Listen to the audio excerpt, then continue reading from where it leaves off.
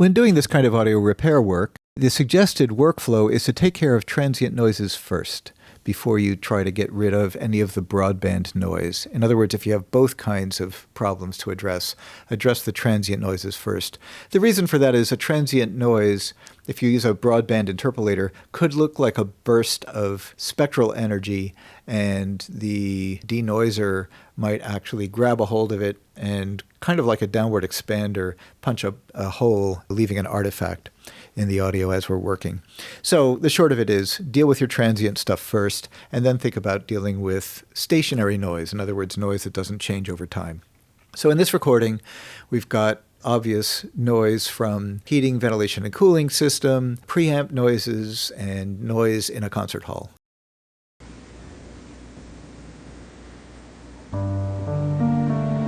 Taking this noise away is not very hard with RX, so long as we have the ability to get a fingerprint of the noise itself. And the way that we do that is to select a region where we've got none of the desired program and just noise. Usually a half second or so will do. Hit learn, and now you see that it's created a spectral fingerprint. I'm going to go ahead and say I'm not taking out any noise. This is just the spectral distribution of the noise. Now, as I increase the amount of reduction, we can see the original noise and the resulting noise floor. So I'm going to hit preview and start with no noise reduction and gradually increase the amount of reduction so you can hear what happens.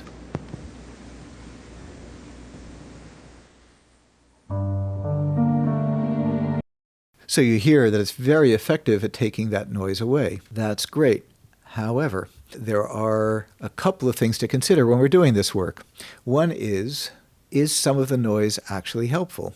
When you make a recording in a place, the sense of the ambience where a musical performance takes place, especially when you're dealing with something like a classical recording, is part of what gives the audience a sense of the reality and the believability of the recording. So getting rid of the noise altogether may not be ultimately our goal. It's more a matter of turning it down as much as we can without creating a weird sort of anechoic experience, an experience where you just don't have any sense of ambience or reverb or sound.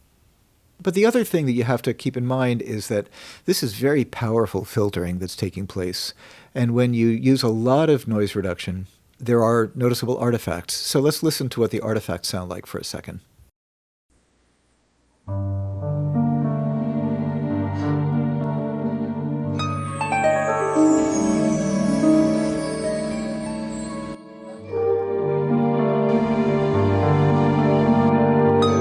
So you hear that too much noise reduction just sounds weird. You lose high frequency information. The instruments sound a little bit weirdly kind of underwater, for lack of a better way of putting it. So part of what the practice is here is finding out or figuring out how much is enough and how much is too much. You can output the noise only and listen and make sure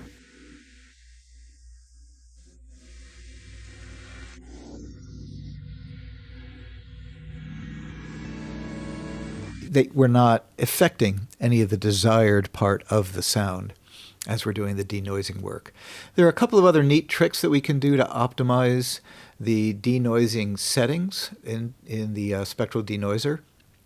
One is to adjust the threshold differently in different parts of the spectrum. So you see this blue line here. If I click reduction curve, that blue line appears. Let's say I wanted a little bit more noise reduction where the 60 cycle hum is, and I wanted a little less reduction in the high frequency region of the spectrum. So now I can tailor the noise reduction to the program, which might allow me to be a little bit more aggressive with the noise reduction. So I'm going to go ahead and reset that. But that's a neat strategy that allows us to be a little bit more tailored and specific and targeted. The other thing that you can do is just select parts of the spectrum to denoise. Let's say, for instance, that it was just in the high end that the noise was an issue, and so you only wanted to affect the noise reduction up on the top end, and maybe I'll hit shift-click and we'll also take out some of the hum. So that targets the noise reduction in areas where the noise is more objectionable. We can also turn on this feathering tool And so we won't see like a hard demarcation between noise-reduced area and non-noise-reduced area. So again, there's a lot of flexibility and things that we can play with to tailor the noise reduction. The last thing that I'll mention is that if you happen to be working with a recording where somebody hasn't given you just the noise, it is still possible to do some of this work by using the time frequency selection tool and doing a shift click on the spectrum and grabbing the noise in between the desired signal. So you can take discontiguous parts of the program and then have RX in the spectral denoise module learn the noise from different areas of the spectrum. You'll see now we have some noise from here and here and here and here and here, and then we can complete the noise profile in an automated way where RX will create kind of an average noise profile between the areas that we can analyze.